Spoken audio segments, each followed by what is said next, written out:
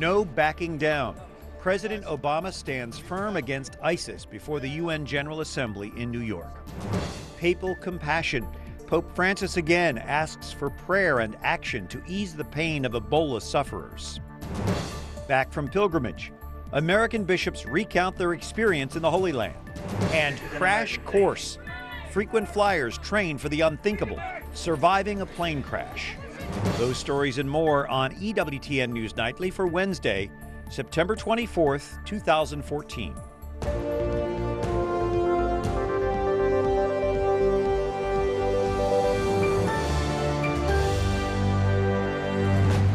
Good evening from Washington. Thanks for joining us. I'm Brian Patrick with your news now.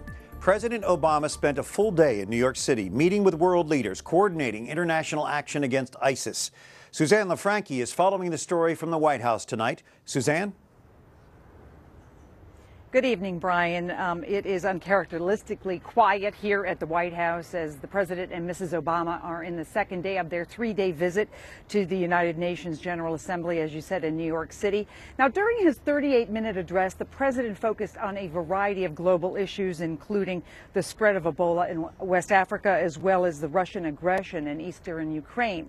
However, as you might imagine, the focus was on terrorism in the Middle East. Speaking to fellow world leaders at the United Nations General Assembly in New York, President Obama called ISIS a network of death, saying as a group the militants must be first degraded and then destroyed. No God condones this terror. No grievance justifies these actions. There can be no reasoning, no negotiation with this brand of evil. The only language understood by killers like this is the language of force. In an unprecedented partnership, 5 Arab countries joined forces with the U.S. military in the airstrike campaign.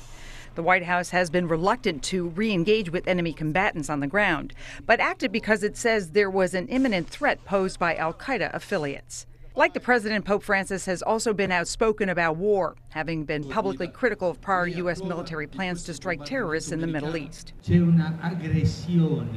However, just last month on his return flight from South Korea, Pope Francis did say force was acceptable to stop an unjust aggressor if it wasn't the action of just a single state. Sometimes war can become an obligation. Dr. Joseph Capizzi, a theology and ethics professor, says historically popes preach peace, but that the Catholic Church doctrine does support the theory of a just war, and that there's a possible message by the Pope not commenting since the bombing campaign began. Pope Francis is silent. You might read as a kind of understanding that some political response needs to occur here to halt the exile of these people from these parts of the world.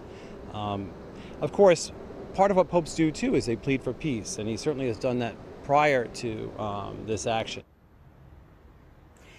In describing the Islamic State, the president used words such as fanaticism, hate, and evil. And he said that groups like this must be destroyed. Brian? Susanne, the president went on to address the UN Security Council this afternoon. What did he say there? Well, basically, the president pushed for a resolution demanding that countries crack down on terrorists so that they could not easily travel between international borders. All right, Susanne LaFrankie reporting from the White House. Back to you. Thank you. Colonel Joel Rayburn is a research fellow at National Defense University. Give us a snapshot of the political changes and fluctuations in Iraq over the past few months. Well, after 8 years of the administration of Prime Minister Nouri Maliki, the rest of the Iraqi political parties combined together over the last few weeks to essentially force him out. And to appoint a successor from within his own party, but one who was not a Maliki loyalist per se, in order to begin to push aside the consolidation of power that Maliki and his clique of the Shia Islamist political party called Dawa had been able to construct over the last 8 years. It's a fragile political balance at best. How has the rise of the Islamic State affected that? Well, it's sent a shockwave through the Iraqi political scene. So, to put it this way, it's made every problem that already existed in Baghdad more difficult to resolve. For instance, is that in order to construct or reconstruct a political pact, say, between Sunni and Shia Arab political parties, which existed up until about 2010, but which Maliki essentially overturned. Now, the Sunni politicians in Baghdad were elected in April from cities where they can't go back to those cities without being in danger of their lives. They were elected from cities that ISIS now controls. So it makes everything more difficult at the center. Do you think that the government there, I know you're an expert in this area of the world, does this prime minister, this government that's in place now, can it even bring back stability? The odds, I mean, this is as difficult a governance task as any new government in the world right now, I think, faces. And the longer that ISIS holds territory, the more difficult it will become. But I think there's a lot of momentum in the Iraqi political class behind the new Prime Minister, Haider Abadi, to try to make a success of it, at least in the near term, in order to turn back the ISIS threat. I say in the near term. There are still long-term political disputes that have to be resolved if the country is going to be stable in a sustainable way. You're a historian on the war in Iraq. As we look like we're getting more involved again, supporting a fragmented government, what are the pitfalls as you look back on our previous involvement there? Well, I should say that these are my views only. They don't represent those of National Defense University or the Defense Department. So this is just one historian's take. And I'm not that involved in the operations today. I mean, I know what people see in the news. But looking back at the way we did it before, when we had to, in fits and starts, build the Iraqi army and then rebuild it after it came under such terrible pressure and civil war around 2006, the things that we had to be careful about was the sectarian balance of the leadership. What Maliki and his coterie did was to essentially appoint Shia Islamist political loyalists into the upper ranks of the Iraqi military. And a lot of those guys are not very competent as generals, but they're very competent as politicians. And their failure of leadership is one of the reasons why the Iraqi army collapsed in the face of ISIS. I would say that's the major pitfall. All right, so from Hoover Press, you have a new book out. And Colonel Joel Rayburn, thank you for the insight you offered to us tonight. You're very welcome. Thanks.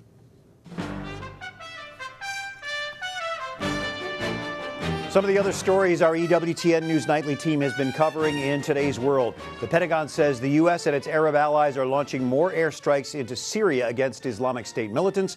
The bombing campaign began yesterday. The Pentagon didn't release any details on the strikes, saying only that the operation was ongoing. As of yesterday, the U.S. had conducted airstrikes that hit at least 20 locations in Syria.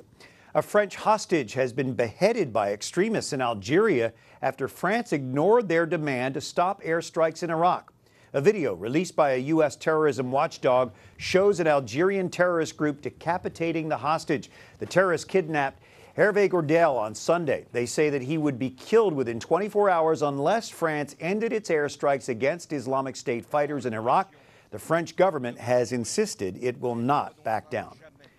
An Ebola vaccine could be ready by the end of the year. The World Health Organization says a vaccine is developing, or it's developing, may be available in large enough quantities to help control the outbreak.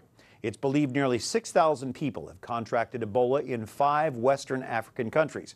Experts had said a drug or vaccine was unlikely to be ready in time to help with this outbreak. WHO now says year-end supplies could make an impact. Pope Francis again calls for prayers and help for those facing the threat of Ebola.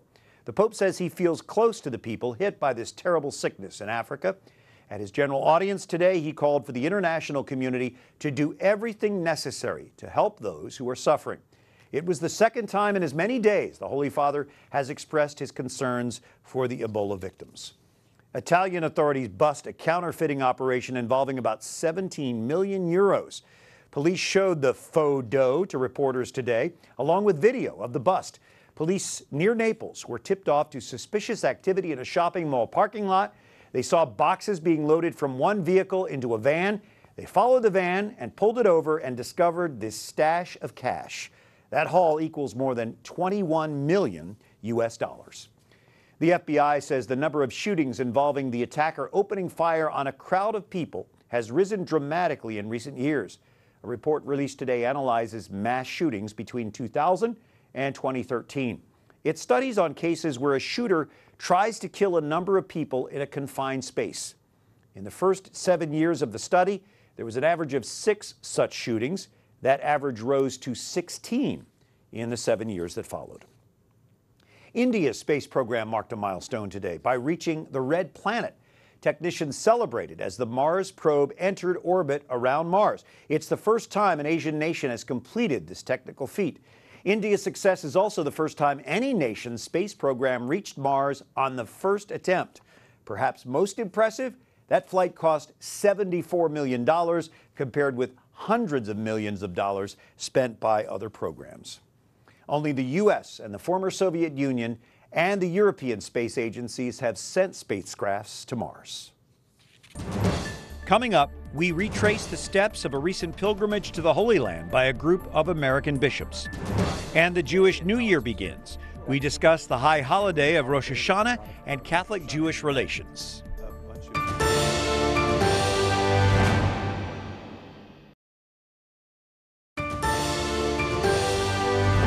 On Wednesday, the 24th of September, this is EWTN News Nightly. Thanks for joining us. I'm Brian Patrick. Survivors of clergy sex abuse in Minnesota invited Archbishop John Nienstedt to hear their stories at a recent support group meeting. Nienstedt removed his clerical collar and listened for nearly 2 hours. Support group members spent 2 months discussing concerns before opening their meeting to the Archbishop. About 20 survivors met at a suburban public library. The group included victims molested by priests, some in the confessional. Abuse survivor Bob Schwiderski talked with us earlier today about the experience. The way that the feelings started going around the room when the event was happening gave so many folks the energy and the power to say some things that they have not spoken of before. So in that way, it was healing and therapeutic. So Bob talking about that meeting with the Archbishop. Because of agreements made with the victims, Archbishop Nienstedt wouldn't speak directly with EWTN News Nightly. But in an emailed statement, he said, "Their stories have been very touching and further encourage me to continue in our direction of protecting children from any abuse and holding ourselves accountable for what has happened." He says he finds the victims' suggestions extremely helpful as the Archdiocese moves forward. Peace is possible in the Middle East. That's what a group of U.S. bishops are saying after a pilgrimage to the Holy Land. Wyatt Goolsby has more on their trip and their plan for peace. You see the images of violence all the time. Armed clashes between Israeli military and Palestinian forces like Hamas. But a group of 18 bishops back from the Middle East say prayer is the key. Violence is so contrary to the gospel. Yeah, and people deserve to live in peace and in harmony. That's, again, part of a fundamental right of individuals. Bishop Richard Higgins with the Military Archdiocese in Washington says last week's trip was his first time to visit the region. He and his brother bishops visited sites like Jacob's Well, the Western Wall, and the Church of the Holy Sepulchre. They also met with Israeli and Palestinian leaders.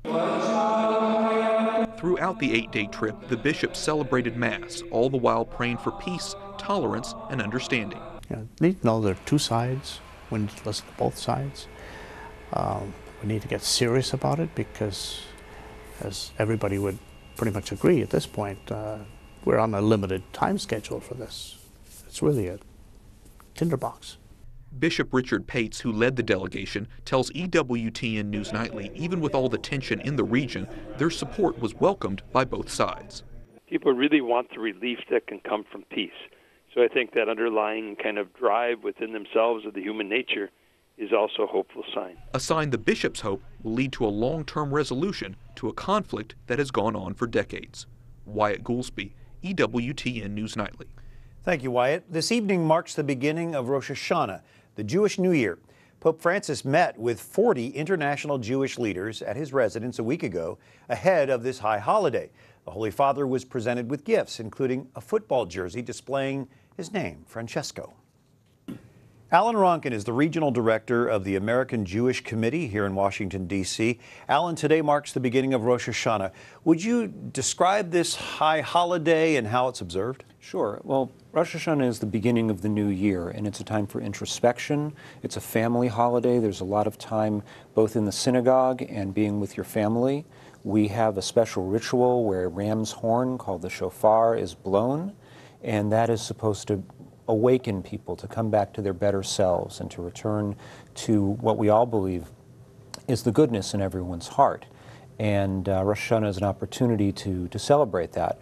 We also think of it as a sweet holiday, and so apples are dipped in honey, and there's a lot of honey foods that are eaten on Rosh Hashanah. How long does it last? Is it just a day? It's 2 days. 2 days. 2 days. Pope Francis has a very close relationship with those in the Jewish community. In fact, while in Argentina, as the Archbishop of Buenos Aires, he co-authored a book with a rabbi friend of his. How is Pope Francis viewed in the Jewish community? I think people really feel very positive about the Holy Father. I mean, he's been a really inspirational person, certainly in a time now where religious leaders are often not the kind of people you want to be listening to. The Pope is someone who demands and earns that respect and admiration for someone who's really made the Church a better place and is working toward making the world a better place. In fact, before Rosh Hashanah, he met with a bunch of Jewish leaders.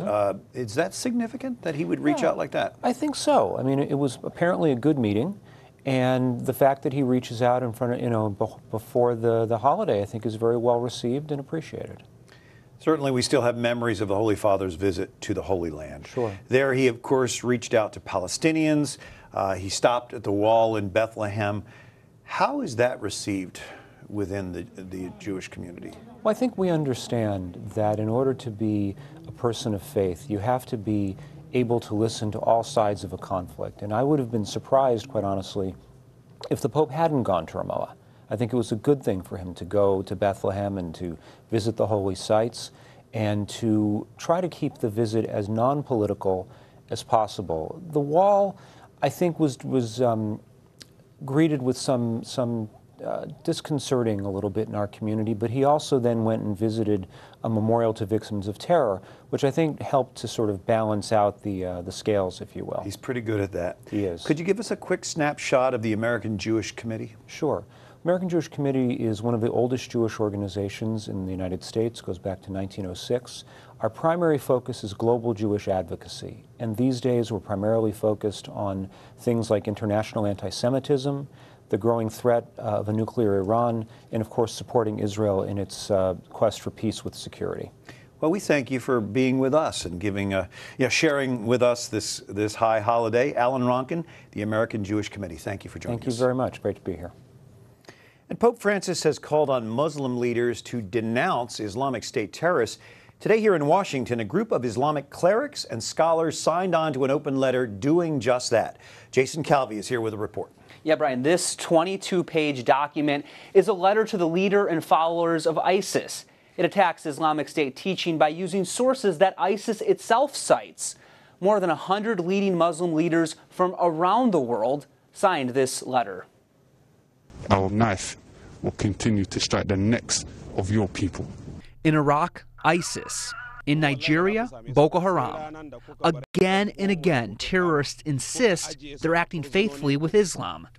Today, these Muslim imams and scholars join their voices to say the Islamic State is not Islamic. It's absolutely false. That they are robbing away from us the legacy that we have, legacy of tolerance and mutual respect with Christians, Jews, and other minorities. But Islam mandates that it be spread across the world. The debate is how to do that, peacefully or through force. With no central hierarchy, scholars sort out the issues and try to correct what they think is false teaching. That the religion cannot be forced to anybody. People have a right to accept or not to accept. Well, it's never been justified in tradition to kill any innocent, ever. Even the guilty one. As an individual, you never been allowed to go and prosecute him. But there are rules and justice and a system. You have to go through it. But Robert Riley, who is an expert and written a book on Islam, tells me if someone refuses conversion to Islam 3 times, they're considered an opponent of the religion. Brian? All right, thank you, Jason, for that report. 3 people accused of beating a gay couple in Philadelphia have turned themselves in now to police. A lawyer for one of the suspects says the case doesn't have anything to do with gay bias. He also says his client didn't throw a punch. A part-time coach at a Catholic high school resigned after being linked to the alleged beating. He has not been charged. Archbishop Charles Chaput condemned the attack last week, saying violence is, quote, alien to what it means to be a Christian. Up next, training that's a matter of life and death. Frequent flyers learn how to survive an air crash. And is Chelsea Clinton expecting a boy or a girl? The former first daughter and her husband prefer not to know.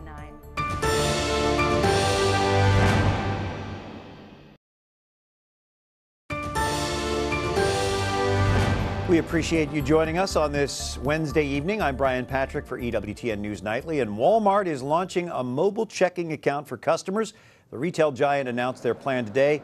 The accounts will not require a minimum balance. There will be no fee if at least a $500 direct deposit is made monthly. The company says credit scores will not be used to determine eligibility for the program. Well, it's not something we want to think about, but a safety course for air travelers could help them survive an in-flight emergency. Catherine Elliott has the story. Racing down a slide one by one.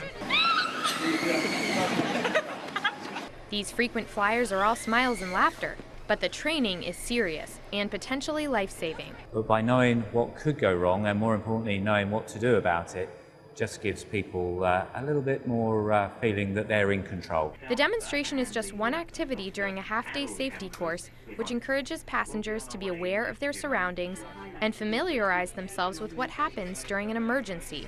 The problem is, in this day and age, everybody is so comfortable with flying, they get on and they don't consider safety. On board this simulated flight, course participants are treated to a regular safety demonstration by a flight attendant. This is the captain. This is an emergency. But soon trouble hits the simulated flight. Smoke begins to fill the cabin. Flight attendants shout, and course participants are rushed to the exits, just as they would do in a real-life emergency evacuation. Come this way! Move! Move! Jump! Jump! And they suddenly realise that, yeah, in any given situation, whether it's an evacuation, whether it's a decompression, there are actually positive things that they can do to put control back into their hands. Those taking part are also learning the best way to brace for a crash, how to open aircraft doors, and why to wait until exiting a plane to inflate their life vests. And now after doing this course, it's made me completely look at it in a different way and realise, I've got an appreciation for the safety and what the cabin crew do. British Airways hopes the 15,000 people who've taken the training since 2004 can act as leaders for others to follow in a crash. Catherine Elliott, EWTN News Nightly. Certain important training. Well, former first daughter Chelsea Clinton is explaining why she'd rather not know if she's having a boy or a girl. My husband and I decided that we would enjoy this mystery for the 9+ months that we were granted, and we are eager to find out what God will have given us. What a beautiful statement. She made that comment at the Clinton Global Initiative yesterday in New York. Chelsea Clinton says it's been a 9+ month secret from everyone except her doctors, of course, and they're not talking. Well, we thank you for being with us tonight. Until tomorrow, we encourage you to like us on Facebook, follow us on Twitter. If you'd like to watch again, you can do so at EWTN's YouTube page. For all of us here at EWTN News Nightly, I'm Brian Patrick. Thank you for watching tonight and each weeknight here on EWTN. Good night and God bless you.